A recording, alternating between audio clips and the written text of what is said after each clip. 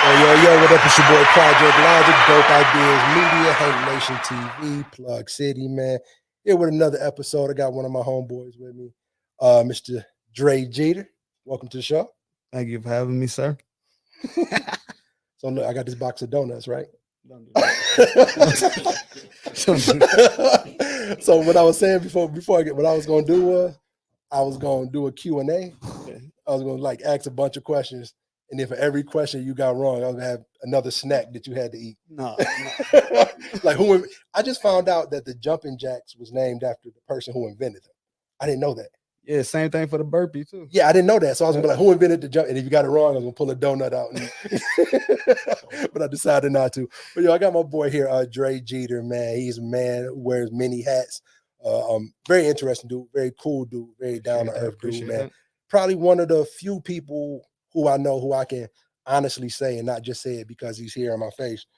One of my favorite battle rappers now is the dude named Swamp. He got this little tagline where he says, "We good? Oh, we good? Okay, cool." He's got this line where he says, "I'm the same dude in real life that I am on the internet." Yes. I like that. Yes. He's just entertaining. He's not the best battle rapper, but he's super entertaining. And you're one of the few people who I know who you're the same person in every circle you're in. It's Appreciate not that, like bro. you. I'm not saying like, of course you adapt. If I'm in this suit and tie and I need to be a problem, but I'm still me. Around the hood niggas, I'm still me. I'm around my wife, I'm still me. My wife ain't there, I'm still me. You're the same person in every circle you go to. In business, you're the same person. And that just speaks to your integrity as a person. And it seems like that integrity bleeds into everything you do. Yeah. Doesn't mean you always right, don't mean you always wrong, don't mean me and you've had hour-long debates and arguments about, and it's not about right or wrong, but it's like that integrity never changes. I mean, you was kind of out of pocket when you did the whole Melo's better than Magic Johnson, but we're gonna let that go. We're gonna let that go. But I mean, I didn't watch Magic Johnson play basketball. I watched Carmelo play basketball. Yeah, I feel you on that. I went back and did my homework. But yeah, one of the main reasons I want to bring you on here, man, because I feel like when we first started talking about maybe about 2 years ago about getting you on, and it was because I felt like, man, you can be an inspiration to so many people. And I've seen a lot of your social media posts now. You're starting to do it more now with the advice and the going lives and the videos and things like that. But it was a time when you really wasn't big on putting your face out there and I really felt like you had a lot to offer to people and you had a lot to say. And what made it so dope is, you coming from where you come from and still being in that community. People can see you. You know what I'm saying? People can touch you, people can reach out. And so it's easy to tell when you're not being honest. It's easy to tell when you're pretending to be one way online and another way in person, and they can see that. So when it's genuine, and now you kind of start giving some information out and giving people an opportunity to grow and things like that, I feel like it would be just kind of beneficial to kind of let people know some of the things that you have to offer, what you bring to the table, and how accessible it is for them to also get to that same table that you at. So that was one of the main reasons why I wanted to get you on here. So I guess we just kind of start with you introducing yourself. So before I introduce, I want to say thank you to you and my wife though, because y'all the reason for that. Okay. I remember having a conversation with you, and you would say like, "Bro, if people really knew how much you do, you would have this type of following. People would support this." And you always been one of the ones that support anything that's going on. And my wife tell me all the time, like, you do so much dope stuff, you just don't tell nobody. Like, or you do it and you forget. Like, so start putting it out there, start letting people know. So I appreciate y'all for that too. Though. I mean, and I always understood where you were coming from with it, because it's a conversation I had with my daughter, right? And we were, she's running track now, she's running AAU, and she's getting good. And she was, we having that humble conversation. And I'm explaining to her there's a difference between being humble and tapering your excitement. Right? Like, yes, if you run the fastest time that you ever ran and you PR and you do a little dance and you happy and you smiley, nothing wrong with that. Don't go get in nobody else's face and point at them, but don't taper your excitement because of how you feel somebody else may perceive that. Yeah. Like, you know, you're not dancing because you're better than them. You're dancing because you just worked hard for the last 2 months. You dieted, you worked out, you ate right, you practiced. You was on that starting block every day, waking me up at 6 in the morning to go do squats in the garage, like, so I can spot you. Like, you put in your work, celebrate it. Yeah. But now people who didn't do that same work may now feel a way when they see you dancing and try to tell you to humble yourself. And it's always a thin line between I want to celebrate my victory, but not make you feel bad for losing. And it seemed like you were more concerned at a point where I don't want to make these people feel a certain way. Because you would say things in normal conversation that I'll just be like, bro, you got to be a boss to say that like in normal conversation.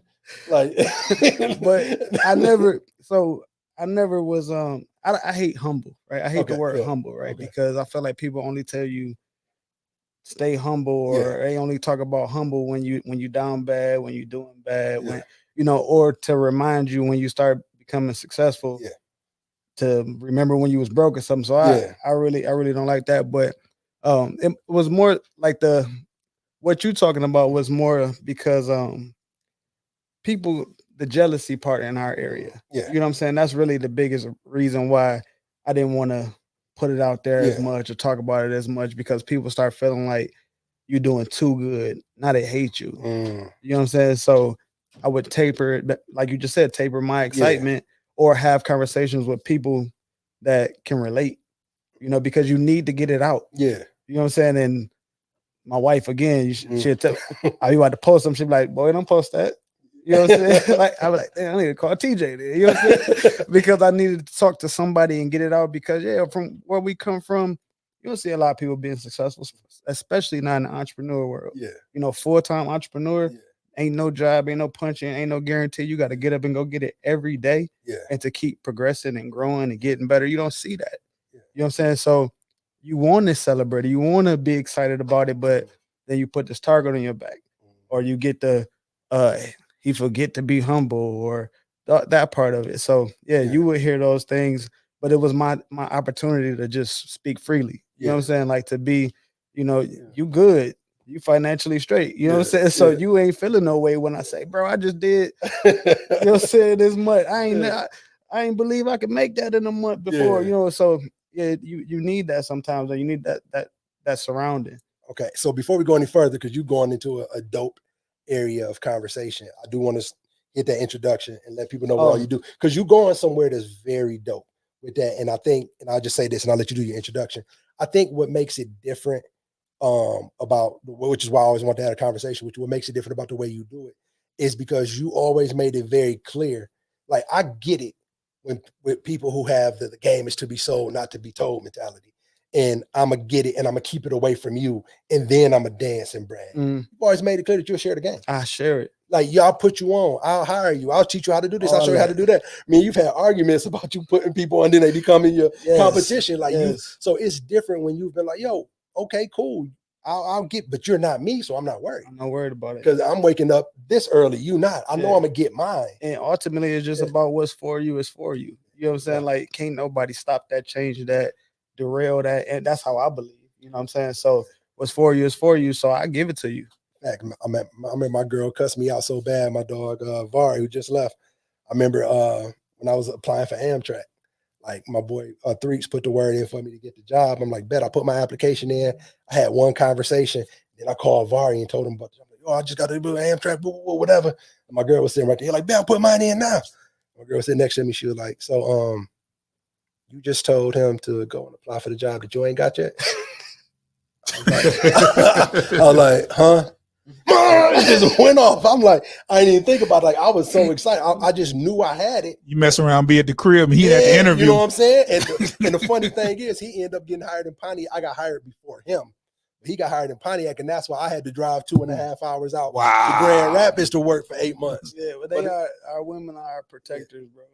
As much as we want to wear that hat, they protect us. My wife do the same thing. That free game I be giving, she be like, why they wouldn't do that for you? And that's what I'm saying. Like, she be proud of it, but she always reel me back in and remind me too, like, people ain't just doing that, and they wouldn't do that for you. You know what I'm saying? So it helped me start being more conscious and aware of who I'm giving it to at the same time. You know what I'm saying? Like, the intentions behind it too. So let's like I said, we kept talking and going past it. Let's talk about the introduction. All right, cool. Who you are, what you do, and I know you're an entrepreneur. Talk a little bit about that. Introduce kind of what you do. My name is Dre Geter. I go by CEO Dre Geter on all platforms. Full-time entrepreneur, full-time father, full-time husband. That's pretty much me in a nutshell. You know, I'm big on family. I'm big on business. I'm big on independence. So yeah, that's me. What are some of the businesses that you own? So the bread and butter, Box Boys Moving. That's our moving company, our general freight company. Then me and my wife own Fit Factory, located in Waterford, Michigan, 2850 Alliance Drive. And we also own a event space, 374events.com, that we host all different type of events there. What's Fit Factory?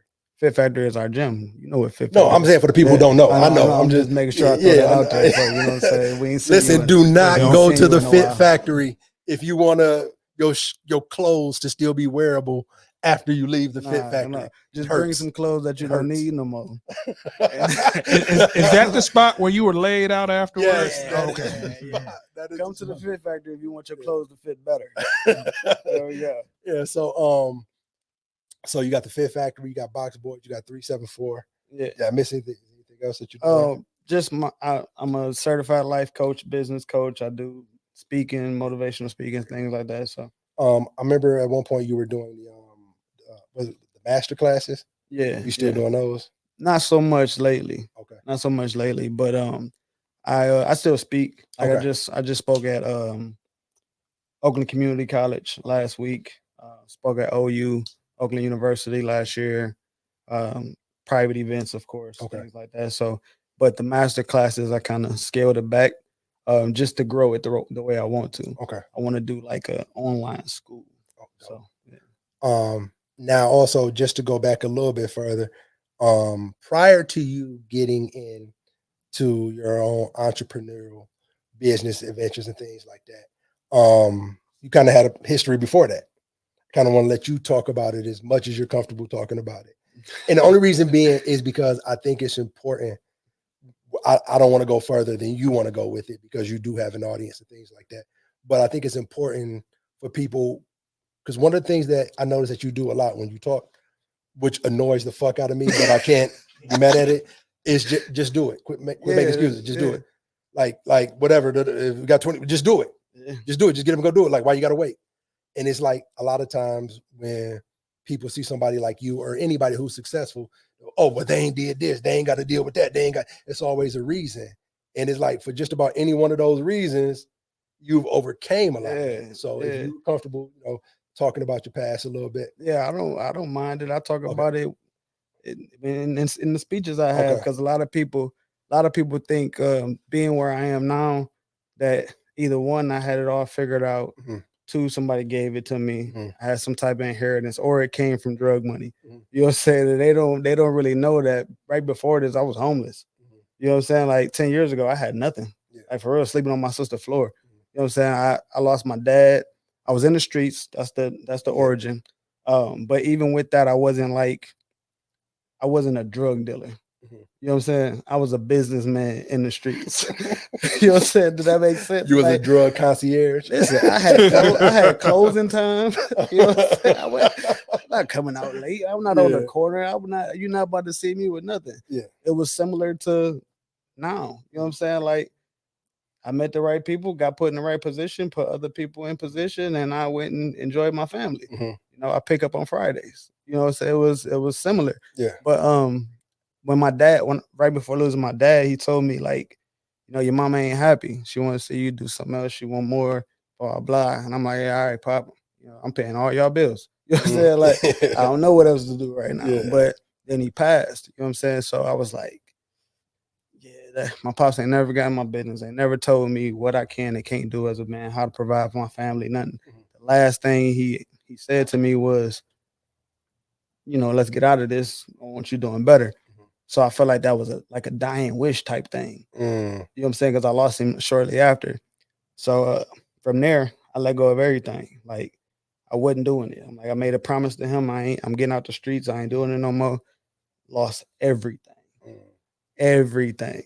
Because coming from like even trying to work little, odd end jobs. Mhm. When you come from a mentality of I can wake up and make 10,000 a day, Mhm. you also develop a mentality of if I spend 8, it's cool because I can wake up tomorrow and make another 10. Yeah. So I had horrible spending habits. Mhm. So even when I quit, I was up like 180, 200,000. Mhm. I was broke in like 6 months. Mhm. You know what I'm saying? Trying to navigate this new space of not having that income, Mhm. but still having these responsibilities, still having these spending habits. You know what I'm saying? So yeah, I lost everything. Had to start over, get a job. What was your first job after? The first job after was retro fitness. So now let's kind of talk about that a little bit, because how do you go from? And I remember you told me the story about I'm not gonna say his name. I don't know how I feel about hearing his name, but I know when you said when you interviewed, you told him like, "Yo, in a couple months I'm gonna be wearing your I'm gonna shirt." take your job. You told him when he Yeah, I hired you. told him that. So like, how do you go from being a boss and running things the way you want to run them and being the person that you are to now being an employee? Because you always have to be a student, right? Mhm. And I knew that I wanted out of that. I wanted out of that life and I was not returning. Mhm. So I remember having a talk with God, you know what I'm saying? Like, give me a position in something that I'm good at. Mhm. Because no, I take that back. Retro was my first official I stayed there job. Okay. Before that, I did like a 4 or 5 hour shift at Heat Treat. Right? So I'm in the joint. I go to the bathroom and blow my nose. There's all type of black stuff in the tissue. I go back to the machine and do like, yeah, stick around. I want you to meet the morning manager. I said, I don't need to. He said, why? I said, 'cause I quit. I'm not coming back. I don't need to waste your time. You don't got to introduce me to nobody. I only stay because I ain't want to leave dog bog on this machine. Because it's a 2-man machine. I ain't never coming back. So that was my first job. Okay. After that, I'm like, yeah, I ain't doing that. You know what I'm saying? Okay. I seen this kill my granddaddy.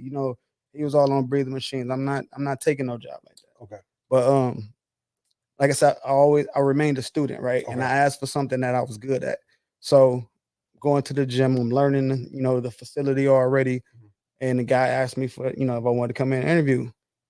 Came in, I liked everything he was saying. I'm like, yeah, I see little changes that could be made already. Mhm. So like when he hired me, I was like, yeah, you might as well go ahead and order me that black shirt. And he's like, what you mean? And I'm like, I'm gonna take your position. He was like, yeah, okay, cool.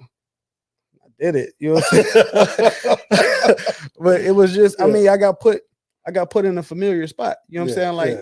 it was commission based. Mhm. It's based on sales.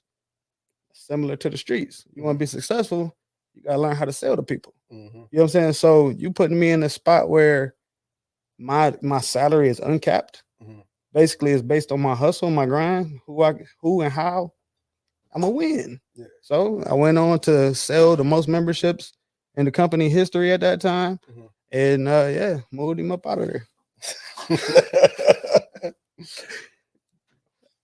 48 laws of power. Yeah. So during that time, you were working at the gym. You ended up managing the gym. You got into. Is that when you initially got into personal training and all that? Yeah, I kind of fell into it. The Okay. guy that was a trainer didn't show up one day, Mhm. and I was like, I just teach his class. Mhm. I train his clients. Like this is what I do. I've been in fitness since I was 13. I've been an athlete my whole life. Yeah. So like I teach his class. Then I'm gonna train his clients, and his clients didn't want to go back to him. And that's how that ball started rolling. Took 2 jobs. Yeah, for real, right? Yeah. I remember them calling me one time and saying, "Hey, we never issued a check this big. What you doing?" Yeah. I'm like, hustling. Yeah. I was telling my kids that just the other day, like, I remember putting in 8 hours on the shift and then 8 hours training. You know what I'm saying? Like long days, multiple times a week, but I knew where I wanted to get to. I knew what it took to get there, so I wasn't about to give that job 8 hours and then shortchange myself. You know what I'm saying? So it was like I'm gonna put the same time in to build this clientele. So, back to like what you were saying earlier when the millionaires or the entrepreneurs say you gotta it ain't a lie necessarily, but they leave out, a few details. You do got to put in that work. Yeah. You ain't got to get up at 3 a.m. every day, Yeah. but you might have some long nights. You might have some 4-hour nights of sleep. Yeah. You know what I'm saying? Just to make it happen with it ultimately pay off in the end. And even then, going back to that, that's probably around the time you're at Retro and me and you reconnected. We were cool in high school when our separate ways, and then around the Retro time. And around that time, it's a lot of people who are now in our community who are big in the fitness community who kind of came and got their start from you and end up being in some way your competition. I remember we've had conversations about that. So at the time when you're building yourself up, do you know at that time that you're also building up your competition? No. Okay. No, I'll be honest with that. No, because one thing I've learned over time is to stop expecting me from other people. Okay. Right. So certain people I would help out and do things for, because if I had that person to do it for me, I knew the type of loyalty I would show to them, or I knew how far I'd be willing to go with them. So a lot of the pouring into people and building people wasn't, I didn't think that they would then branch off and, talk bad about me, try to steal my clients, or, backdoor me, or want to be my competition. I thought we would be building this super team. Okay. You know what I'm saying? So if you strong in certain areas, I'm strong in certain areas, and we teach it to each other, we making each other better, we're going to build this super team. Okay. A lot of the fitness heads in the city I went to, when I was in that spotlight, I'm learning all this information, working this job, building all these all these relationships. Let's link up and do this together. You know what I'm saying? Pontiac, a small community. Yeah. Like 60,000 people. That's a football stadium. Yeah. You know what I'm saying? Like, instead of us having 15 different fitness movements, dividing everybody, how about we just come together? I'm not your boss, you not mine. We're partners, and we grow this thing. Nobody wanted to do it. So why do you think that is? I think people would rather have 100% of a grape than 10% of a watermelon. That's really it. Like, they don't understand that piece is a lot bigger when they can control that one grape by themselves. You know what I'm saying? I think that's the biggest thing. Everybody want to be the chief. So from there, I remember you were doing the at that point you were also doing the clothing line too, the fitness line. That kind of that all like kind of spun off of each other. Like, we had started going to a supplement company in the area. I'm not gonna say their name because they ain't give me no partnership. Well, we was going it was going to a supplement company, and every time we buy something, they would give us a shirt. I'm like, all right, cool. Me and the guy I was working at the time, Diesel, we the biggest dudes in the gym, lifting, picking up cars in the parking lot. You know what I'm saying? So, and we wearing these shirts, and I started looking around. I see people popping up with these shirts on. And this is around the time I had met my now wife too.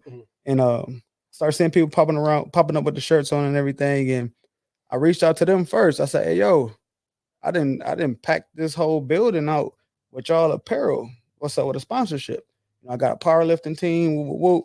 They was like, we not looking to do that right now. I was like, all right, cool. Talked to my now wife, and I was like, hey, I'm thinking about starting a clothing line. She was like, I think you should do it. Your influence is people following, they wearing that because of you. So I dropped my own thing. I started promoting the Move Big Weight line. First shirt I dropped was this is what hard work looked like. I felt like everybody in the gym could relate to that. Then later on, I realized that that's a statement that can be played outside the gym too. Anybody putting in work at work, school, anything, it can still feel that way. So that was the first shirt we dropped, and that boy went crazy. Okay, so you go from the streets, money, to flat broke, no money, to a job, hourly wage job, working your way back up, to now you management position, you running the gym, personal training, you working your way back up again. And you getting to where you want to be, you got the clothes going on. And then at that point, some people might say, let me get to the point where I'm the top of this gym, work for this gym, get a higher up position. I got stability. And you decide to then get uncomfortable again. Yeah. And you decide that I'm going to leave here and I'm going to start my own job. Yeah. So talk about that process again. So in the midst of this is where the moving company came in too, right? So the moving company helped all of this happen. Okay. Right. So me and my wife always knew we wanted to have our own gym, open our own gym. Okay. Neither one of us really knew when, but like we went in and bought the name, the Fit Factory name. We purchased the name 3 years before we even opened the doors. You know, it was like it was there, it was in the making. What ultimately made me want to do that is, like I said, first I'm a family man. If I got to go to my daughter game, track meet, any my manager, I hate saying that. Yeah. My the owner of the company Yeah. wasn't cool with that. They wasn't letting that happen. That was a freedom that I wasn't willing to give up. So I was like, I need to find a way to be able to do this and still bring in the income. Yeah. And the only way to do that was ownership. So that's what, the uncomfortable space. But I mean, if you want it enough, you got to do what you got to do to get to it. So yeah, we went back to the uncomfortable for a minute, building up a reputation, building up a following, and growing our own thing. Okay. So the Box Boys movement came before the Fit Factory. Yeah. So let's talk about that a little bit. How did you start that up? I started it up because I hated moving, right? And everybody, So you hated moving, so you started the moving company. I hated moving, so I started a moving company. A lot of people think that, I just got to do what I'm passionate about. That's not always the case to be successful. You know what I'm saying? You might be happy in it, but that don't mean it's going to equate to success also, right? I started the company because I hated it. And I was just being honest. I was physically fit. I work out, I train all day. I'm young. I'm able to do these things and all that. And I had to move, and I hated it. And then at that moment, I said, I guarantee you, it's a million people in this world that hate it just as much as me and would be willing to pay for the service. And that's how I started the moving company. Now, when you started it, what did you start it off with? What do you mean? With the company? How did you start? What did you start off with? So the gym that I was working at, right? This is crazy, right? The gym I was working at, they had a box truck sitting outside the gym that they were using for a billboard. Yeah. Like a mobile billboard. They had their banner taped up on it, all that. So I call him. I say, hey, yo, man, you ain't moved this truck in about 3-4 years. You don't know if it's, if it's running still, what's wrong with it, whatever. Go ahead, let me buy the truck. He like, what you gonna do with it? So I'm gonna start a moving company. He laughed. He laughed. Like, you gonna start a moving company? What you know about a moving company? I said, none at all, but I'm gonna figure it out. I just sell it to me. You know what you need it for? You're just sitting here doing nothing. It's been in the same spot for 3 years. It ain't serving its purpose. It's sitting in the parking lot. It's no different than the name being on the bill. I convinced him to sell me this truck for $1,500. It was an $8,000 truck. So he said, I sent the paper over. He signed the paperwork over. The truck mine, right? And we just got to figuring it out, doing our homework. I literally had my daughter at the time calling around the different companies, acting like she was a customer. Like, hey, so if I need to move from here to here, how much would you charge me? What if I got this room and this equipment and I'm moving this, and what if I got to go? She did all of the homework and wrote it all out, and that's how we kind of learned. And then I started talking about insurance. Like, dang, how do I find out how you get box truck insurance or whatever? Call them back and ask them how they gonna protect your stuff. She called them, hey, so if something was to go wrong, they gave us the game. You know what I'm saying? Like, it was like it's a wheel that's already rolling. I just put mine on the street. You know what I'm saying? Like, so it was really that simple getting started. But of course, you learn things along the way and you add your twist to it and all of that. So, but yeah, it was that's how we got started with that. Okay. So you got the Box Boys going. You got to start up your own gym. We didn't really go into that. You talked about just the initial reason of why you wanted to start your own gym. You didn't want to work for nobody else. You didn't want to miss out on family time and things with your family that you value. What was that process like of starting that gym up? You said you had the name about 3 years before because you wanted to do it. But what was the process of actually starting that gym up like? Process like finding the building. Yeah. It was rough. It was me and my wife. We did everything too, right? I mean, like, you've been in there, that entire build out, except the paint on the walls. We did everything, so it was just having a vision, mapping things out and knowing what we want to do and being willing and ready to change when we needed to also, because that where we at now is probably like our 7th or 8th build out. we went from, and you got to listen to your clientele too. So we went from a personal training facility. That's all we wanted was PT. PT prices was a little too high for the area. So it was like, do we scale back or do we start doing more group fitness? We decided to go group fitness. So now we got to change all of the personal training equipment that we bought to suit group classes. You know what I'm saying? So it's ups and downs. It's learning. It's listening to the clientele, listening to the area, being willing to change, not being stuck in your ways too much, and understand that this thing is ever growing. So yeah, that's kind of how the gym goes. You asked me, you said, hold on, it was an exact direction you gave me with that. You said, how did we get started, right? All right, so yeah, I mean, but that's really it though. Yeah. That's really it. Like we, and again, the same thing my wife always tell me, right? We go through it and do it so fast that I just get used to doing it. That when you ask me that type of question, to me, it's just like we just did it. Yeah. You know what I'm saying? See, and that's the thing, and that's kind of why I like to ask the questions, which is going to take us to the bigger point of the conversation, to show how realistic these things are for people who want to get into business. Yeah. Because the biggest thing with entrepreneurship is fear, right? Yeah. People have a job, they know they got a check coming every Tuesday, every Friday, every other week, whatever the case may be. Giving up that check, that security for insecurity, creates a lot of fear, a lot of hesitant. And you're to the point now where you're like, okay, it makes sense. Wife on board, let's do it. Yeah, that's it. That's really it in a nutshell, right? Like the fear part, I don't really like even believe it. I don't subscribe to that at all. Like I feel like anything I want to do, I can do. So that's already, my mentality. And then to have my wife on my side that be like, let's do it. That's all I need. You know what I'm saying? Like you going with me no matter what? Let's get it. You know what I'm saying? Like, and this is gonna go into a whole different thing, right? But one of the conversations that we had early on, right, is like knowing yourself, right? I asked her in the beginning, what's most important to you, love or money? And she was like, love. I felt the same way. So I mean, you're gonna love me if I got $1 million, you're gonna love me if I got $1. You know what I'm saying? And as long as I got that, because that's what I need to keep going, I gonna make that $1 million. You know what I'm saying? So that was one of the biggest things with me. She down with me, she ready to rock, we going to get it, regardless to what it is, because I already don't have the fear of, I have enough faith in myself to figure anything out. You know what I'm saying? So yeah, that entrepreneurship is it can be tricky. It's ups and downs, there's no certainty, there's no guarantee, but you can make it that. That's a part that you can kind of control. If you ready and willing to hustle, you kind of eliminate the fear. Okay. Kind of moving along to the 374. How did that come about?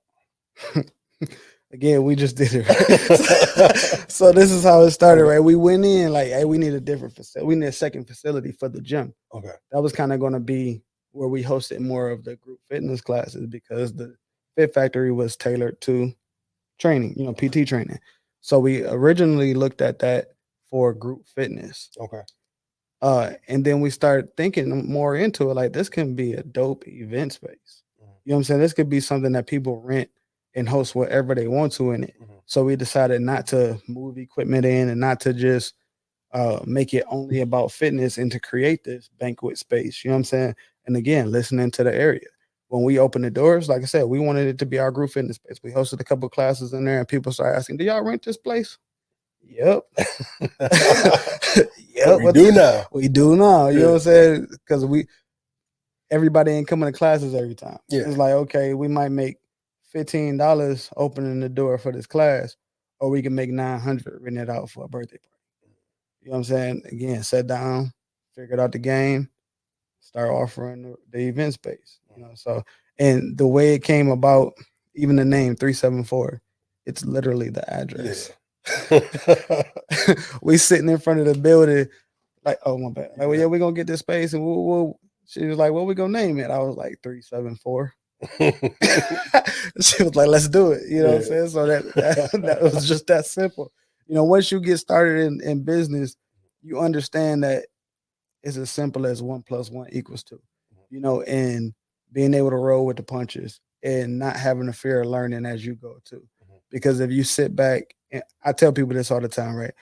Every product that you see that's out right now, not every, but majority of the products you see right now has a new and improved. right? They started it got going, and they learned something that they can do better as they're going, failing forward, right? They learn something that they can do better, and then they give you the new and improved. And then 6 months later, they give you the new and improved. PlayStation 1, PlayStation 2, You know what I'm saying? iPhone 1, Exactly. iPhone. If this was cookie cutter, they would only give you one, and that would be it. You gotta evolve. You gotta be able to improve, and you learn different things along the way. So as long as you keep that understanding, you just get started, because you'll sit around forever waiting on the perfect time. You know what I'm saying? Perfect time don't exist. Just get started and evolve and learn and grow as you're doing it. So what I kind of want to do, which I'm not going to do now, just to keep the conversation going forward, I want to bring you back. I want to do a earn your leisure style conversation where we kind of go a little bit more in detail on how you started those businesses, to kind of give information to people, because some people be like, okay, just do what? Just go out there and just do. Well, I don't have a wife, or no, but I'm saying, but okay, go ahead. So it's for each one of those, because we've talked a lot. Yeah. We've had a lot of these conversations, Yeah. so I know a lot of this information because we've talked. But for people who want to hear that information, for you to be able to share that in detail, like, this is what it took, this is how I started, or this is what I offer now. If you want to learn how to start up a business, you can reach out to me, and I'll be able to coach you on starting that business and walk you through those steps and things of that nature, to be able to give that direct information to people on how to start up businesses. Because there's a lot of people who think they want to be entrepreneurs. And I say think because a lot of people, it sounds good, it sounds glamorous, it does, until they get into it and realize, oh, I don't get paid, but you get paid, and Exactly. you get paid. And, Exactly. And I seen a post you just made the other day about box truck maintenance. And you were talking about how you got to stay on top of that maintenance because the drivers ain't going. You should have seen the post I deleted. You did a Joe Sinclair? Man, listen, I had typed. No, I didn't post it. Okay. I typed up a whole bunch of shit. I said, the people don't even know. Yeah, I mean, but because it's just employees are never going to care about the product the way you do, because they're not as emotionally or financially invested in it. Yeah. They work, they get their hourly rate, and they about their bit. Does that mean they're bad, or they don't care about the company, but they're just not as invested? So I get it, and that's kind of the reason why I didn't want to go into the details this time of the business, because that's kind of what I wanted to talk about a little bit. Because a lot of times when you're in a position that you're in, not to the extent of the major celebrities and things like that, but you do have to be careful about what you say and how you say it, because it is going to be looked at it as you throwing rocks from the throne. Like, you seen the Joe Sinclair post that everybody upset about. So he made a post pretty much, and it's a guy who's from our city who worked in the high schools, was known around the music scene, whatever the case may be, bought a gas station, partnered with people and bought a gas station. And he made a post saying that, hey, if you pay for your gas and you forget to pump your gas and drive off, it's not my job to refund you. You paid, you forgot to drive. If somebody else pumped that gas, that's on you. Now, what I will do is I'll pull up the cameras and show you who you blessed. And he said it in a real sarcastic, type of tone. And, now people are kind of rallying against, man, fuck your gas station, we not going there, and things of that nature. And it's like, the point of your post is probably correct. Yes, if you pay for your gas and you forgot to pump it and somebody else pulled up behind you and pumped your gas, I'm not responsible for. I wouldn't have made that post. But that's the point. Yeah. I wouldn't have either. Yeah, because it's a way you handle that. And it seems antagonizing. Yeah, and one thing that I don't believe in, that I see a lot of entrepreneurs do, you don't attack the people that you want to support you. Can you say that again, please? Can you say that again? You don't attack the people that you want to support you. Like, I don't understand that. I would never say, I've been through a lot of ups and downs. I've done a lot outside of my company policies, to keep a good name. You know what I'm saying? I'm not about to go and, you had this and this, and I'm not doing that. You don't attack the people that you want to support you. You take it on the chin and keep moving. As a business owner, and I'm gonna say this because you crack a joke about me not being human, right? but this is one thing that I said to myself a while ago, right? This was maybe 10 years ago now, right? I said, I want to make sure that I run my life like a business, right? And I make smart business decisions in every aspect of my life, So you're not gonna see me doing those rants. Yeah. Because you don't see Nike doing those rants. Yeah. You know what I'm saying? You're not gonna see me calling people out unless it's friendly competition. Yeah. Because you don't see McDonald's doing that unless it's friendly competition. You get what I'm saying? Yeah. If you wanna really run a business, you got to start paying attention to how the business is run. Mhm. You know what I'm saying? They not sitting going back and forth arguing. Lately, like Twitter stuff been hilarious. You know what I'm saying? These businesses been throw little shots and stuff like that. But you get what I'm saying. Yeah. I'm not about to. Everybody can be a customer at some point. So I'm not about to talk bad about nobody. And I think that's what that kind of leads into the conversation where I want the conversation to go. Because it seems like a lot of people forget that if everybody becomes an entrepreneur, then who's going to be the customer? Mm-hmm. Like, or who's going to be your employee? Mm-hmm. Like, unless you're just going to you can't talk bad about employees. You can't at all. Yeah. And then try to hire employees. Yeah. Now, I don't want to work for you. I'm going to want to run my own.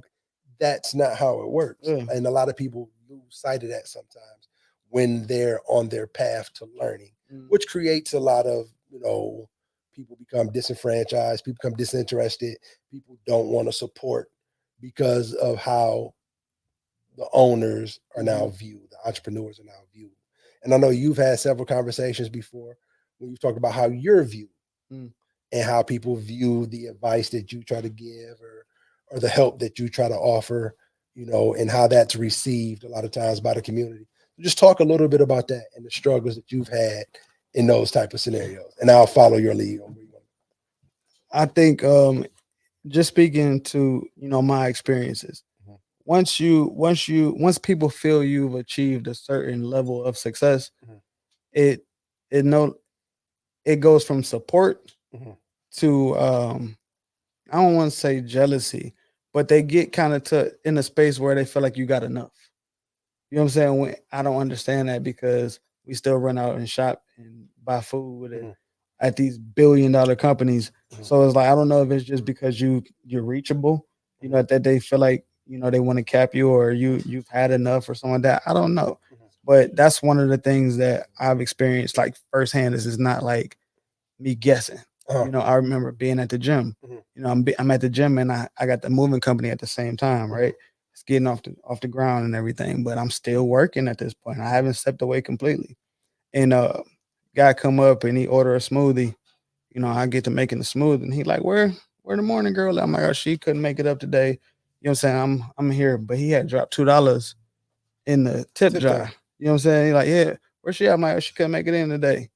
He was like, oh, took the $2 back out the jar. And I'm like, bro, what's up? He was like, boy, you up. You ain't about to get my little $2 to put in that Escalade. You good. And I was like, really? Like I'm here blending just like she blend. You know what I'm saying? Like, what's the difference? And that showed me like people want to see you do good, but not too good or better than better than they expected you to. Yeah. You know what I'm saying? I think it's because they're afraid that you can use it against them. Like I started noticing it.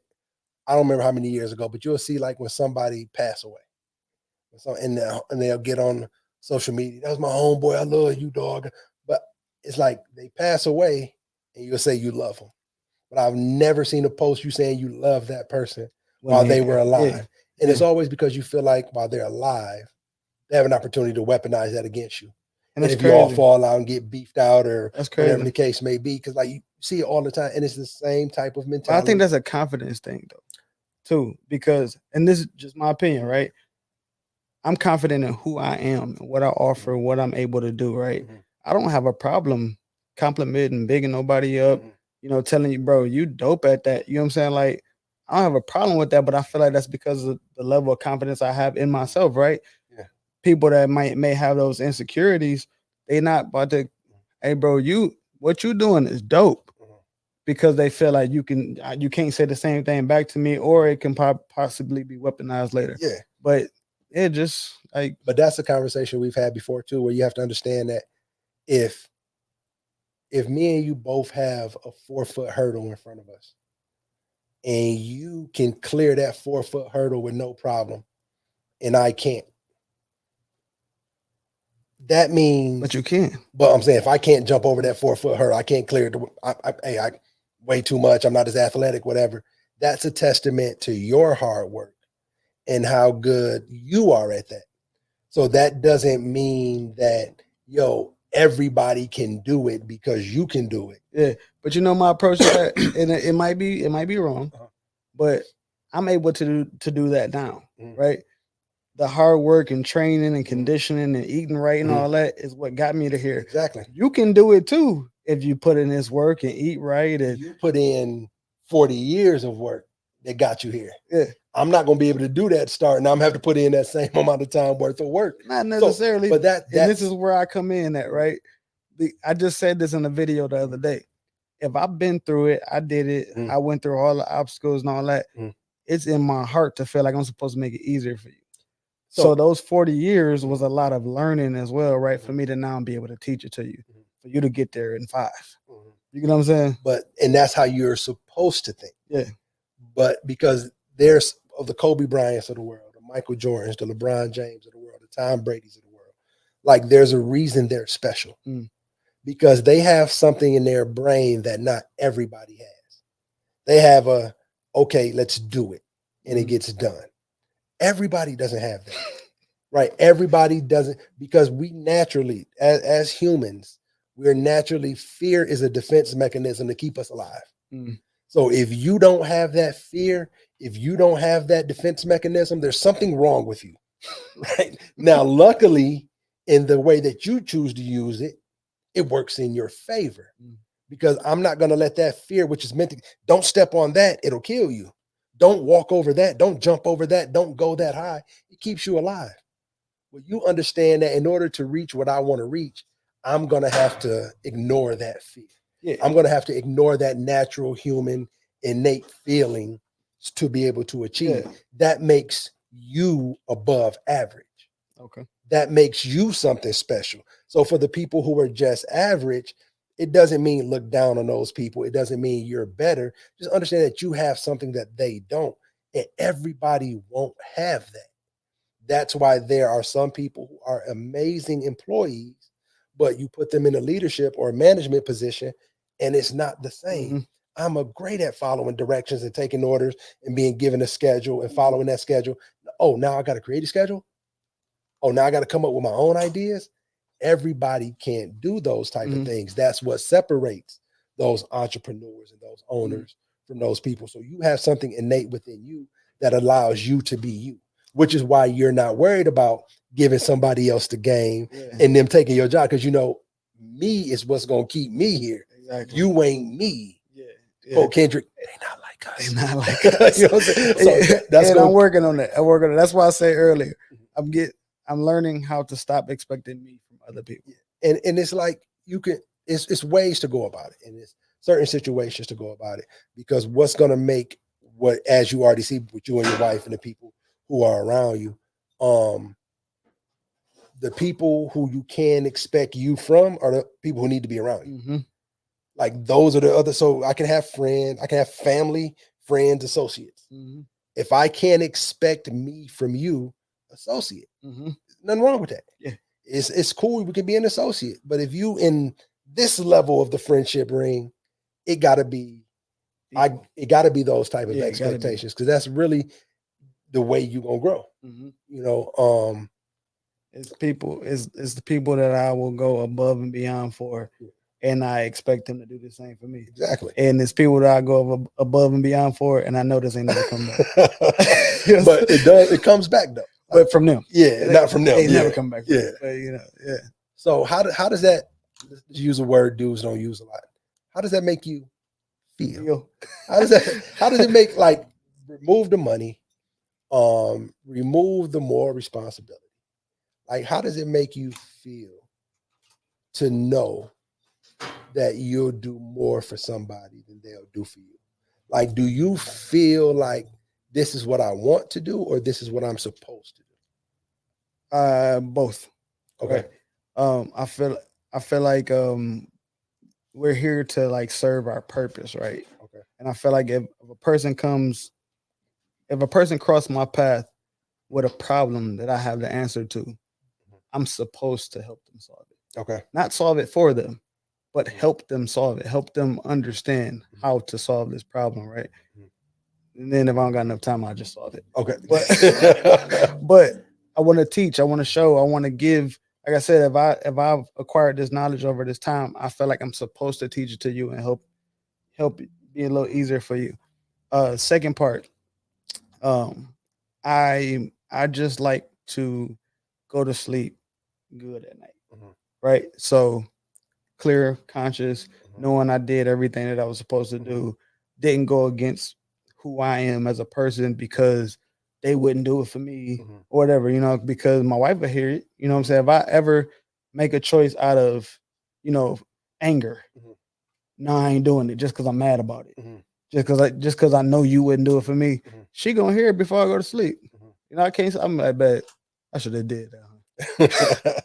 She'd be like, or do I support you 100%, whatever you choose to do. So I do what makes me sleep good at night. You know what I'm saying? So it don't come off like a pressure. Okay. If you cool with it, talk about some of the things that you've done. I don't remember. Just that's why I said some of them. Just some of, because we're gonna get back to a point that we were talking about a little bit earlier about the way you're perceived in the community, the way people. You gave the example of guy put the $2 in the tip jar, and then once he realized it was going to you, he took it back. Yeah. Like, that could be looked at as a positive or a negative. If he's thinking his $2 is, if he's sacrificing $2 out of his pocket to help versus somebody who he doesn't think he's helping. But this is the thing, right? And my brother said this to me all the time. Anything that he'd be like, boy, you like Robin Hood, right? Because you go out here, get these big contracts and make all this money with these people over here, but then you come try to fix the hood. You know what I'm saying? And it's like I end up in this space where I kind of put myself in the space to not expect it as much, right? Because how do you expect help from the people that you're trying to help? You know what I'm saying? Like, how can you expect the person with no hands to help you grab something? You know what I'm saying? Like, so I don't get frustrated with it, or I don't allow myself to really dwell in it, because I feel like if it was better, if everybody had a 6-figure salary, if nobody had a struggle, then we get to see who people, how they might move. Like people be like, money change you. I've always believed that money just allow you to be exactly who you are. You know what I'm saying? Like, if I don't have to worry about how this bill gonna get paid, I might be willing to sponsor some basketball teams. You know what I'm saying? If I don't got to worry about how my kids gonna eat, this money might go to, building a new library or something like that. Having money just allow you to be, my opinion, having money allow you to be exactly who you are. You don't got to worry about surviving. You don't got to worry about when the next, how you gonna eat, things like that. And a lot of, from where we come from, a lot of people check to check. A lot of people trying to figure it out. I think the median income in Pontiac is like 36,000, and that's up from a couple of years ago. You know what I'm saying? Like household income, 36,000.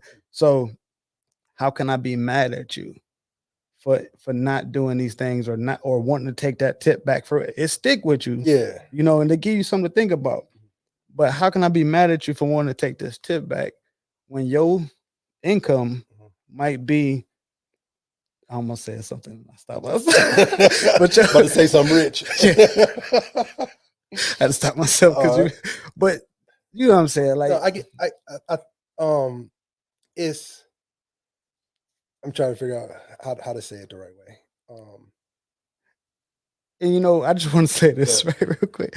This is not the politically correct things that I'm saying right now. I'll figure that out. This is really how I feel. You know what I'm saying? My wife know this. You know what I'm saying? These are the conversations. I be in the kitchen washing dishes, and these will be the conversations. You know what I'm saying? Like, because my thoughts would be going on and be like, I can't expect this from nobody when they can't. You know what I'm saying? This is how I'm wired. And then you say that, and that's how we get into why these conversations a lot of times are needed, because then you'll say that, and then somebody will take that you're trying to talk down. Like, what you mean I ain't got no hands? What you mean But then you turn around, you had these conversations with people, and I'm having this conversation with somebody who I think she has a college degree. I know she went to college, but she's trying to explain to me how having a mortgage and renting a house is the exact same thing. No, it's not. It's not. But a lack of understanding is what creates poverty. Like, it doesn't make you poor, but it keeps you in poverty if you don't understand finances, financial literacy, how money works, Mhm. saving, spending, investing, things like that, you stay there Mhm. and you don't move from those spaces.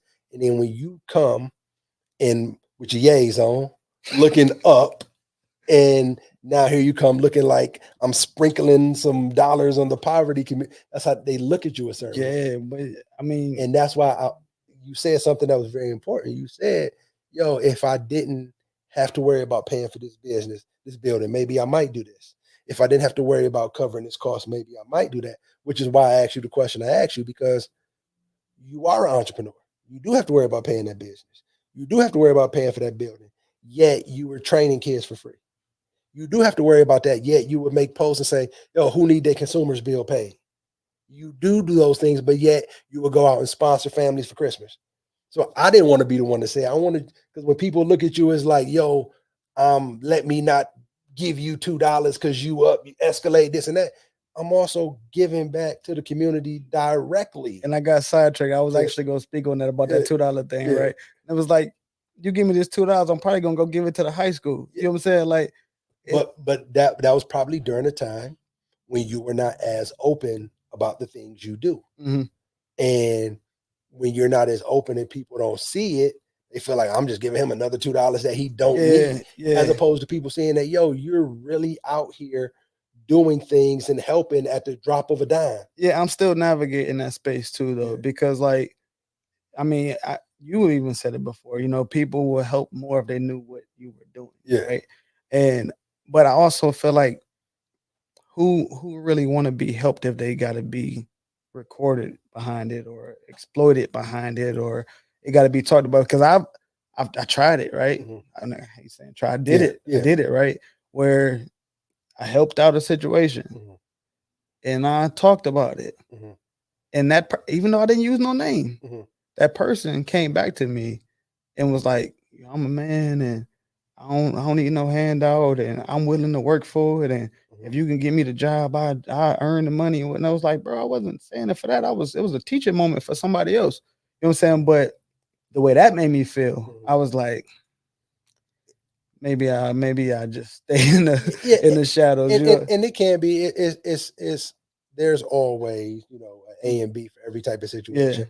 Because I remember somebody was saying that there was a conversation being had about that with somebody recording them giving money to homeless people outside with signs. And I'm like, bro, they're outside with a sign that says, brother, you can't get more public than that. But that's that So, gray area, especially with entrepreneurship, right? And you do have to be mindful of people's feelings when trying to help them out. But it's one of those things where if you're really trying to this is just my personal belief, and this could be wrong, this could be whatever. Anytime I would be like, yo, I'm about to try a new workout something or try a new diet, or I would always post about it. I would always talk about when I was training with you, I'd always post about it. Reason being, it kept me responsible. It kept me honest. Like if I post, you talk about you working out with Dre, I seen you at Papa. Like it was a way for me to be held responsible for my actions. And a lot of time being held responsible for your actions is how you found out how honest you were about what you were trying to do. And a lot of times what I've seen just in my personal interactions is that a lot of times the people who don't want the fact that they need help exposed, a lot of times there are people who really ain't trying to change their situation. Or they're lying. I was going to be a little bit more. No, they might be in a bad situation, but they don't want it to be posted that, yo, I just had this person pay my $500 DTE bill and I'm at the club the next night. They don't, okay, so you're not really doing everything you can to change your situation. And I remember back in the, wasn't nothing more embarrassing back in the day than pulling out them food stamps in the regular store. You try to have $2 regular on top of a food stamp, slide that boy up there. Like, bro, like but look, you know what? Let's go back to what you were saying. It's kind of in you, right? Yeah. I wasn't embarrassed by them food stamps, boy. I was hustling. Man, I hated it. I had all the kids in the neighborhood lined up with them little dollars. I like to believe I'm the reason they went to a cart. Listen, I used to kind of, hey, I'll give you a quarter. You go in there and bring you back to 75 cents. Man, I remember give them that dollar. They go get a brownie, bring back the 75. I go back in the store with all quarters. Let me get paper dollars. Boy, I went in there one time and he gave me 75 cents back from a food. I said, "This is real money. Hold on, this is real. Man, I can only spend this on." Listen, boy, I had the whole hood lined up. Man, Bring them boys over here. Mom, give me only dollars. Think about that, man. That's something that's innate within you, right? And when you have something that's within you, like that in my mind, that's just like Usain Bolt saying, "Yo, you can run as fast as me." Yeah, like, okay, no, I give you that. I got like no, a no, little better now. like I wasn't born with that. I don't have those genetics. Like I'm not that. You know, you have something that allows you to be you. And when you see things from your perspective, it's hard to get people who don't have your perspective to see what you see. You know, but I think where I get caught up on that is it wasn't nothing was like, or to me, nothing was just like God given ability. I worked for everything. Everything that I developed, it took time. You know what I'm saying? But like even that is God given. Okay, maybe it is, and maybe that's something that I don't see or understand in it all, right? Like when I talk about being in fitness, being in shape now, and being able to jump that hurdle and blah blah at 40 and all of that. And I remember I've been training since 13 because I didn't. My pop used to be like, "Boy, you keep going out getting them Twinkies all the time, you're gonna turn into one." Yeah, you know what I'm saying? He's calling me little Twinkie boy. And somebody I was like, I don't want to be Twinkie boy. You know what I'm saying? Like, so I'm like, I'm gonna start training. I'm gonna start working out, and that time that I put in and developing this love for this thing is why I'm here now. So it was like work. You know what I'm saying? Like just being willing to put in the work. And I feel like that's what I mean, and this is again personal opinion. I feel like being able and willing to put in the work will get you anywhere you want to. You don't got to be the person that jumped the highest. Find out the business and hire the person that jumped the highest. Exactly. You know what I'm saying? I mean, that's also a sports mentality, right? If you run the play the way you're supposed to run the play, eventually you're gonna get open. Eventually you're gonna get the bet. You just need to be where you're supposed to be in the right moment, and it's gonna work the way we need it to work. Possibly. And that's a skill. That's a talent. Like everything that you're saying that I don't know why this works or I'm just naturally this way, like is a talent. Like if you're a Christian and you believe in Jesus, I'm not saying you are, I don't know what your religious affiliation is, but like even the story of Jesus, people who believe Jesus was the Son of God. Jesus knew he had to die for everybody. When he was on the cross, he still said, "Why hast thou forsaken me?"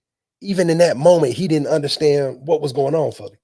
He was confused and he had to question, like in that moment, like, yo, is this really like shit hurt? Like, I don't like this. Like, and yeah, you my dad, and yeah, this and that, but I'm lost. And that's a person who had all the answers.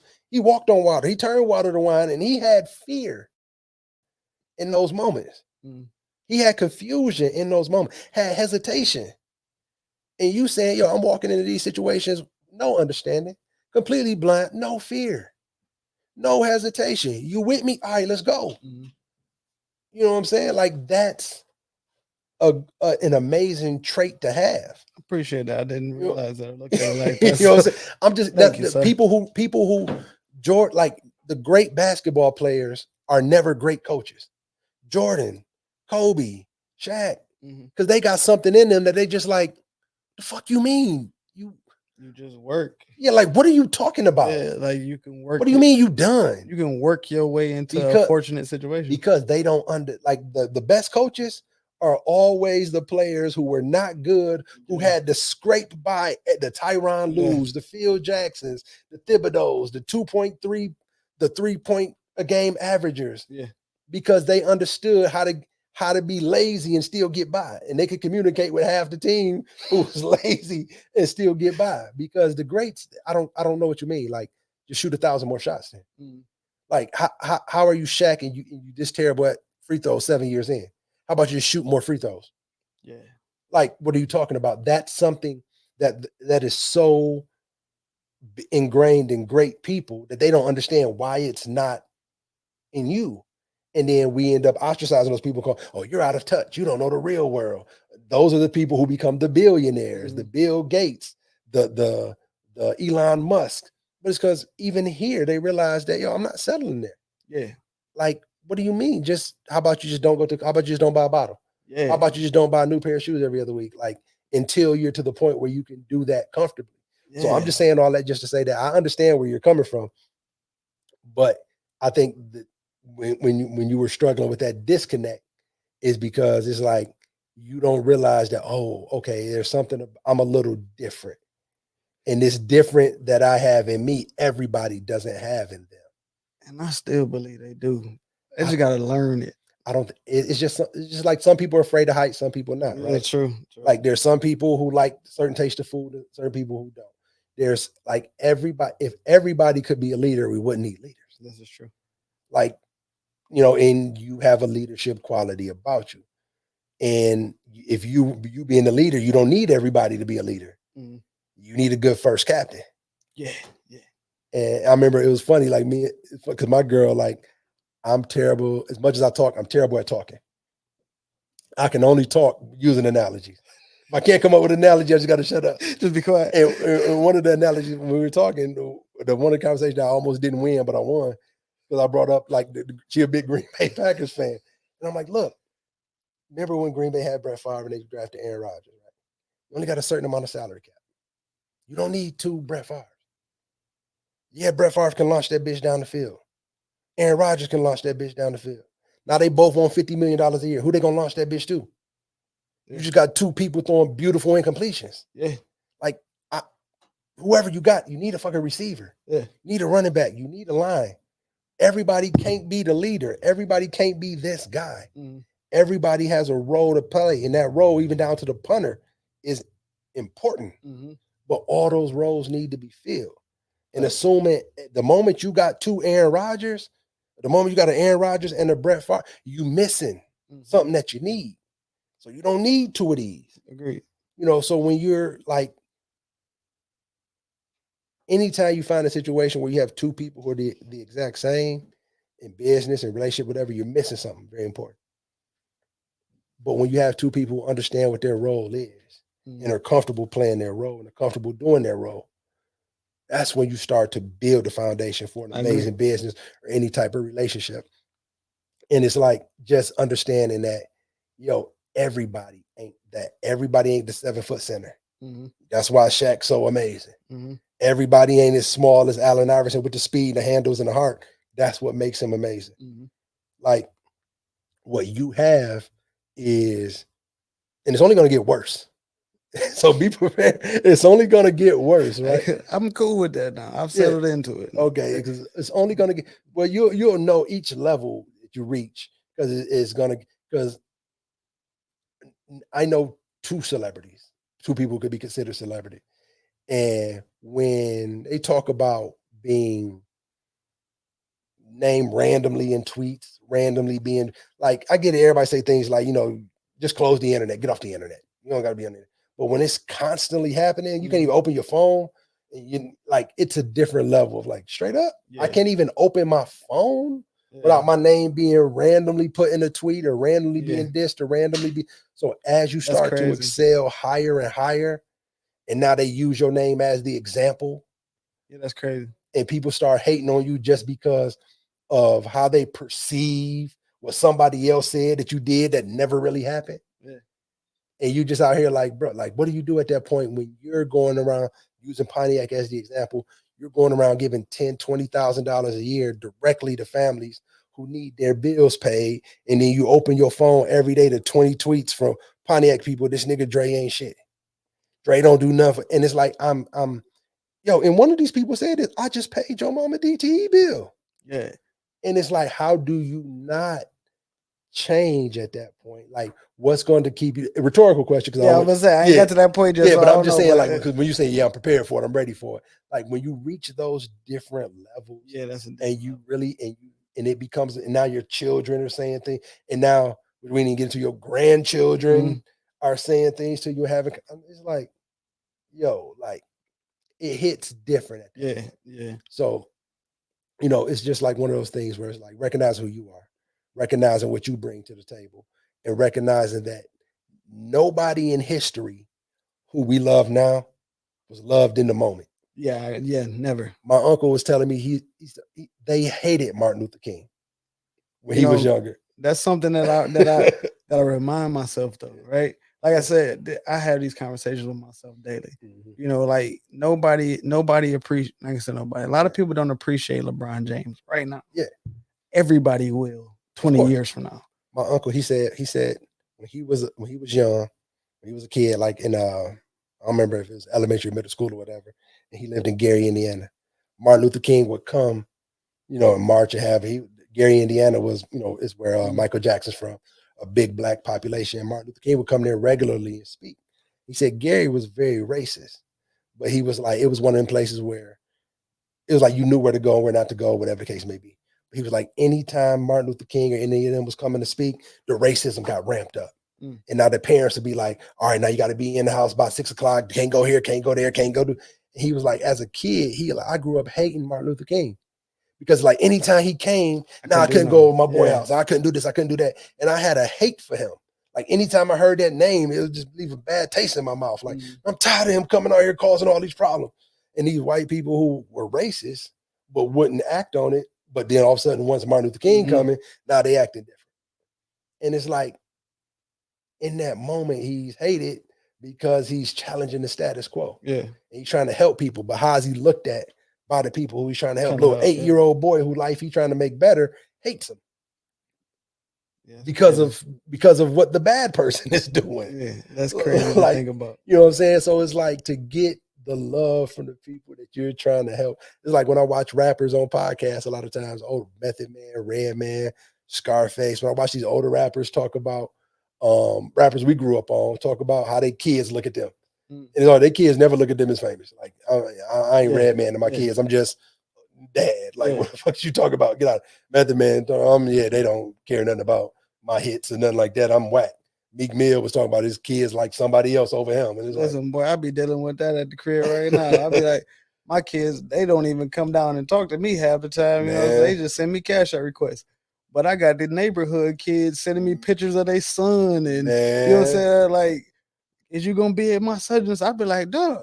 And your kid don't even care. My kid don't even care. They just know I'm here. You know what I'm saying? Like they know anything I need. Can I get Chick-fil-A? Exactly. Or dad gonna be at my game. Yeah. You know what I'm saying? Like it ain't appreciated no more. It's expected. You know what I'm saying? And that's a victory, though, right? Yeah, it's a victory. That's a victory. I can't even get mad about it. It's like our kids ain't have to struggle like we did. Man, when they get on my nerves, I'd be like, I created this.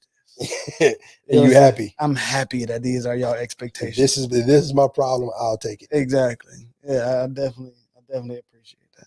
All right. 2 more things I kind of want to talk on. I get you up out of here. I could definitely got a bunch more things on the list we could talk about. But if you could think, what is 1 or 2 of the biggest mistakes you've made in business? And like if you could go back, this is a mistake that if I didn't make this move, I may be a little bit further ahead, like when it comes to business. Biggest mistake,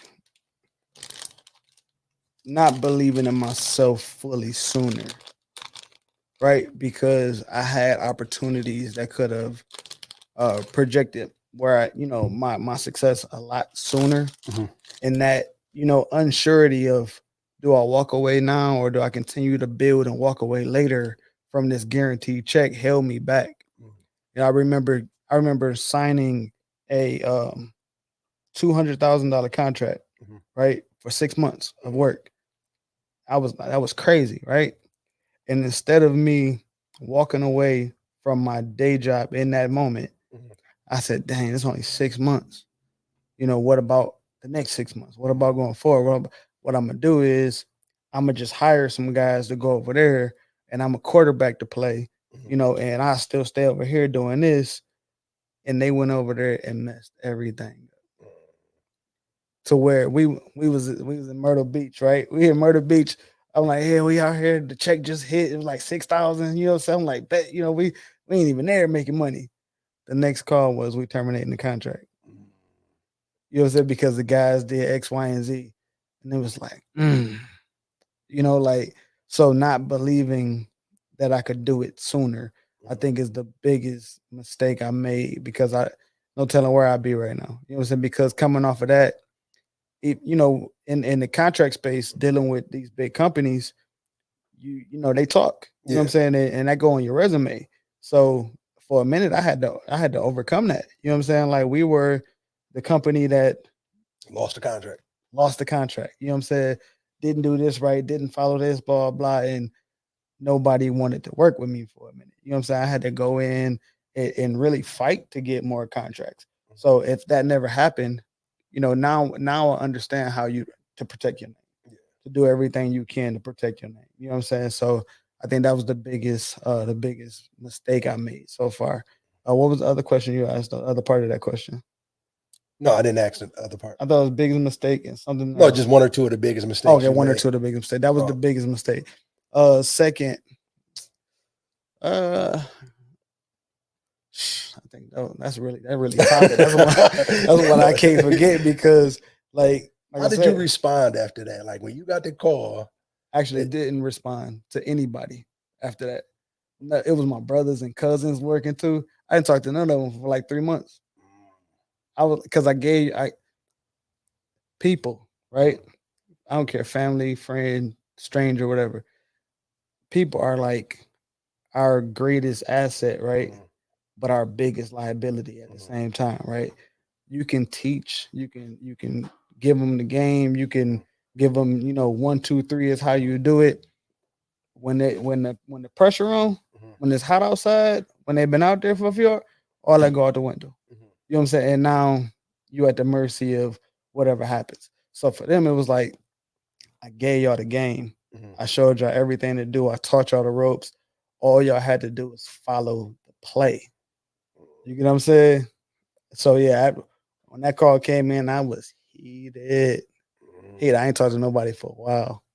I buckled down, got to it. Any job that was happening, I was doing it. You know what I'm saying? I'm taking one person with me and hands-on training them. And yeah, it got rough for a minute. But yeah, I ain't responding to nobody.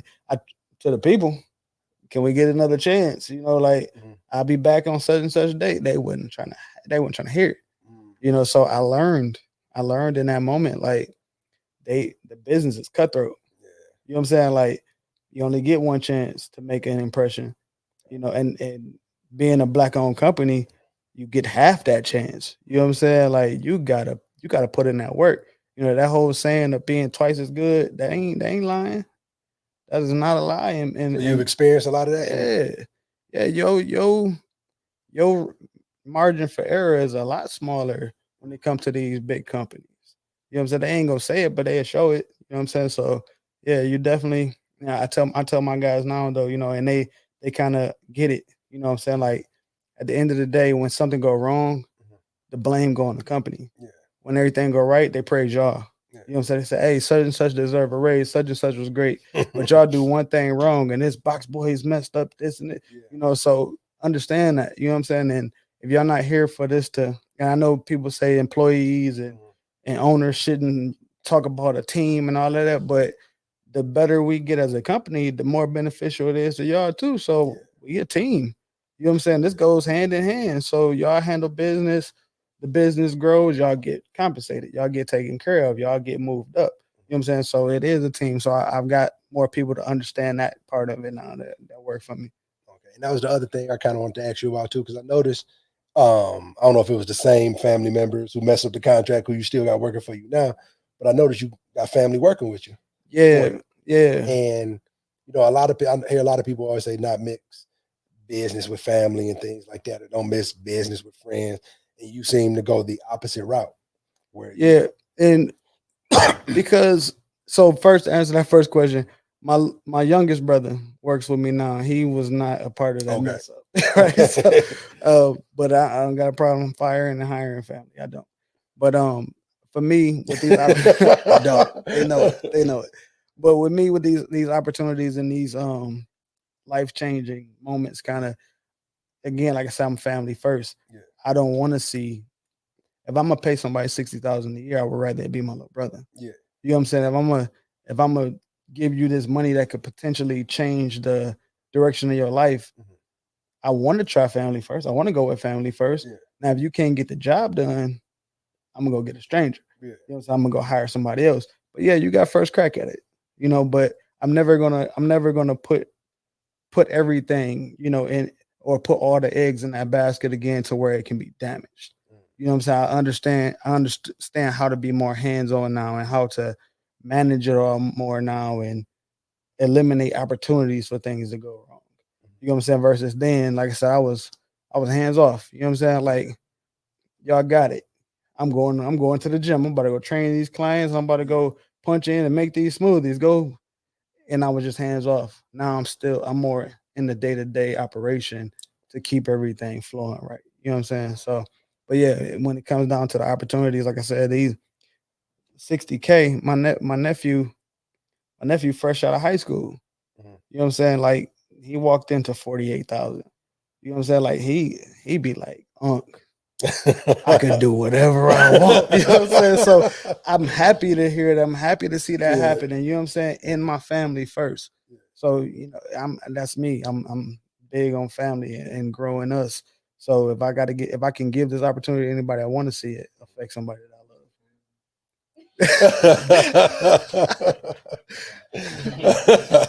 So where do you see what's the next step for you? Is it just to grow the businesses you currently have out more? So the one question that I'm not gonna ask, and this isn't even an around about way of asking question. I'm not gonna ask it, but I'm just putting it on camera just for context. I'm not gonna ask how much you make, because that's the thing that people want to know. Because when people they hear the knowledge, they see it makes sense. Okay, how much money does that equal up to? So, and then that's kind of where they draw the line on the information. When people always, you see people online on all the giving game and giving information, and then who could take me to the airport? You ain't got to ride to the airport, Yeah, but you got all this. Who got a Cash App card, or who got a bank? Like when it don't equal up, it's always that. Why am I listening to you? Yeah. So like the knowledge, like when we see people on these Forbes lists and these high ranking lists, it's like, why you listen to Dame Dash? Oh, he make $2 million a year. Why you listening to Jay-Z? Oh, he make 50 million a year. That's why I'm listening. So when you're giving that information out without the numbers, always people will be like, well, what does that equal up to? But you putting things out there like you're paying people 48,000 and 60,000 a year to kind of give you're paying that out. That kind of gives an inkling of you got to be making more than that if you pay. I'm probably gonna get in trouble for that later. If he's paying people 4,300 a year and 6,200 a year, my wife don't let me talk about that on camera. That's why I said I'm not going. That's not why, but that was kind of why I said I'm not going to ask how much you make a year. I know that's always people always want to get into the numbers of the math of what the businesses do, but knowing that, of course, the goal would be to grow the income of the businesses and things like that and make more money.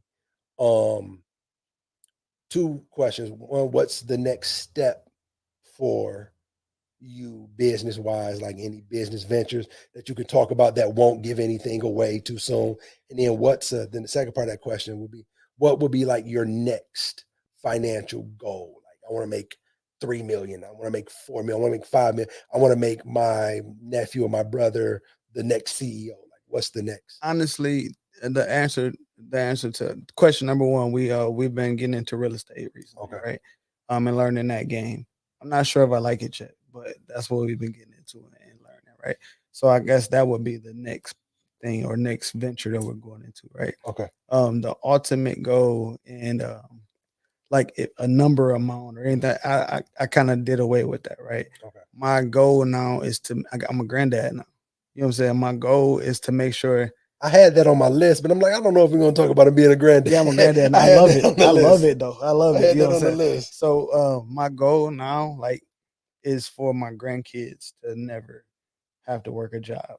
You know what I'm saying? Like, and I want to create, people always say generational wealth, and that's really where I want to go with it, right? Like, I don't want them to need anything. I don't want them to have to go and have a boss. You know what I'm saying? I don't want none of that. I want to create a structure that carries on way beyond me. And they can inherit it and just, like even with the company, the moving company, I'm doing my best to become as hands off as possible with that.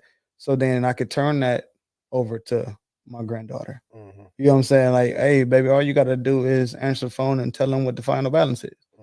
You know what I'm saying? And hopefully not even that by the time it get to her. You know, it's other people in place to do that. And you just sit back and make sure you putting the money in the right places. So that's my goal with it now. Like, I want to grow this thing out to the point where whatever it is we continue to do, to the point where our grandkids don't have to worry about anything. That's dope. Like, that was one of the things I had on my list to talk about. I kind of swiped down on as we got to talking a little bit more, but you brought it up about those generational curses, generational wealth, and things like that. Because, and one of the reasons, some of the things that you didn't say, I'm just adding it out there just for context, because we've had these conversations before, things that you've posted before, and that when people look at you and whatever light they look at you, and some things they may not consider, some things they may not know. And like, you were able to buy your mama house. Yeah. Like, people dream of being able to buy my mama house, pay my mama house off. You were able to do that. You know, when you talk about you being a grandfather now and your daughter being married and you being married, breaking that generational curse of having a lineage of marriages, and things like that. Man, I be forgetting about these things, but that be the stuff that really, really mattered to me. You know what I'm saying? Like you just said it. You know what I'm saying? My daughter, people, when I talk about being a granddad and people are like, you a granddad? I'm like, man, my daughter married. You know what I'm saying? Like, she well off, bought her crib already. You know what I'm saying? Great credit, the whole thing. Like, I did. I'm happy. Yeah. I wouldn't ask for nothing else right now. You know what I'm saying? Because it's watching, like I said, if I went through all of this time to learn it, and I can give it to you to make it happen for you faster, like that happened immediately in my family. You know what I'm saying? Like, I got married. She grew up seeing me married. She wanted to be a wife. You know what I'm saying? Like, I got a couple credit cards. I got my first credit card. I was 30, bro. You know what I'm saying? I started her at 16. Put her on the car, made sure the balance stayed straight. She graduated high school with a 680 and built on from there.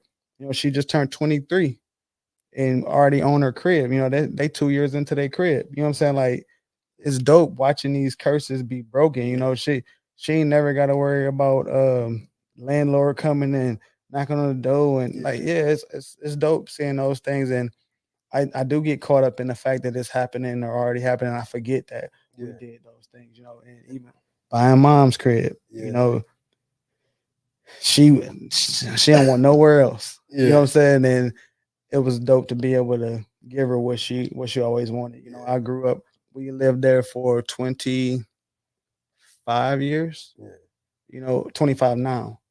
And I'm just looking at the numbers. I'm like, my paying rent, you done bought this house 3 times over. You know what I'm saying? Like, I don't want this to go down or you to leave here renting this space. It's gonna be yours. You know what I'm saying? So yeah, being able to go ahead and buy that house for her and not have to hear her worrying about paying rent or paying bills, like, it's dope. It is a dope feeling. No matter what headache come with it, or, you know, because of, you know, it's mom's. So you get into, why I gotta call you before I make this change? And it's like, technically the house is in my name though. You know what I'm saying? You can do whatever you want to, but when it comes down to the city, you kind of gotta let me know so I can, you know, get the permits and all that. But other than that, it's definitely a blessing and a joy to not, you know, we grew up broke, bro. You know what I'm saying? I heard mom struggling and trying to figure out how to pay the rent the majority of my life. So for that call to never happen again, you know, it's dope. And see, what's important about that is a lot of people talk about generational wealth, building generational wealth, but forget that we're talking about generations. It needs to be generations, right? In order for that to happen. So it's like, I'm trying not to tell your story for you, right? And listen, you probably do better doing it than me, though. Being honest, I should write your book or something. I should edit your book. Being completely honest, you probably do it better, bro. I get caught up in the day to day. I get caught up in just living life that I actually do forget these things. You know what I'm saying? Like, I would have never thought to bring up that I bought mom's crib. So how rich do you have to be to forget you bought your mama house?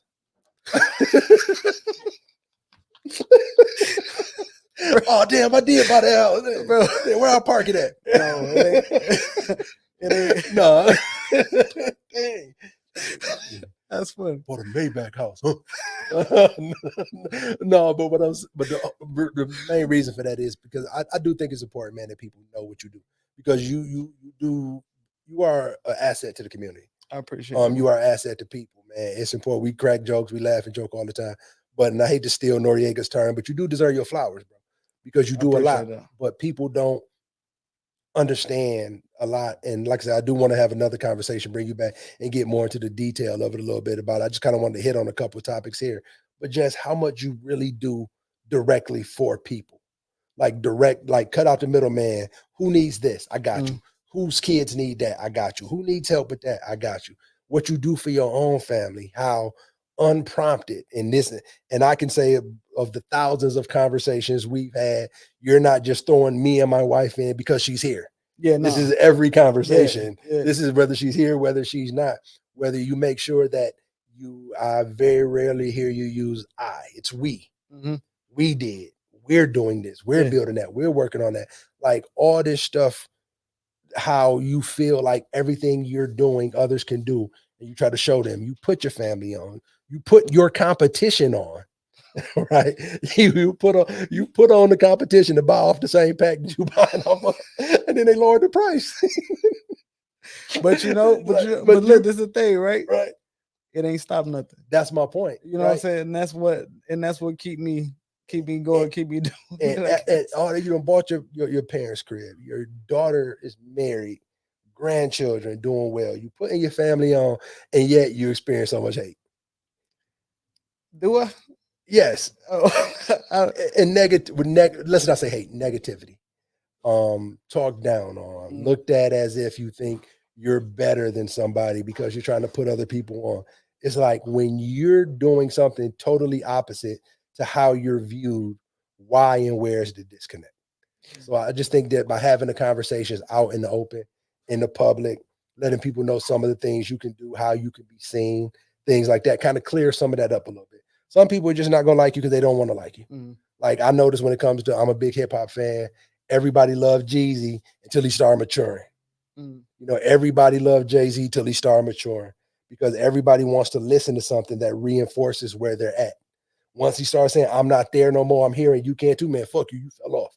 Everybody loved T.I. when he was in the trap till he started maturing. Now, once you start going somewhere, circle got smaller, everybody can't go. Now they fuck you and who else keeping us comfortable here? Yeah. And it's like you're experiencing that phase where, okay, we were all here together. Now I'm going here. Oh, y'all don't want to come here. Y'all just want to be comfortable there. So y'all gonna throw shots at me. And you just have to deal with that, right? That's just gonna be a part of success. I'm cool with that. That's the part I meant when I said I'm ready for it and I'm cool with it. I've made myself okay with that. Again, like I said, it just come down to as long as I can sleep good at night. You know what I'm saying? I ain't trading jabs. I ain't got nothing bad to say. You know, no diss tracks? No diss tracks. But I ain't gonna lie. Though. Okay. That's one thing I ain't gonna do. So I ain't got nothing bad to say about nobody. But if somebody asks me, I'm gonna tell them the truth. But I ain't taking no jabs at nobody. I ain't no diss tracks, ain't no back and forth. And I don't listen to the hate. You know what I'm saying? Like I thought you were about to say I don't listen to Drake. No, I don't. All right, y'all. That was a good episode. We're gonna go ahead and wrap it up. I don't subscribe to it, bro. It ain't. I go home. I spend time with my family. I get on my wife's nerves 99% of the day. You know what I'm saying? And we just enjoy life, man. Like, so I guess I programmed myself to not listen to the outside noise. You know what I'm saying? I got a tattoo on my chest, and people always be like, what is that? Because it's a circle, right? On the inside, and then the outside got like just all crazy, right? And it's symbolic for as long as you got peace within, all of the chaos outside can't do no harm, right? So I just make sure that my inside is good. You know what I'm saying? My home is good, my circle is good, and I don't really care about the rest. That's what's up, man. So definitely, I guess we'll wrap it up there, man. It's a great way to close it out. Definitely appreciate you for popping out. Where can they follow you at on the social media? CEO Dre Geter on all platforms. Go follow me on TikTok right now. I'm trying to get them to pay me. I gotta get that following up. So yeah. All right, bet.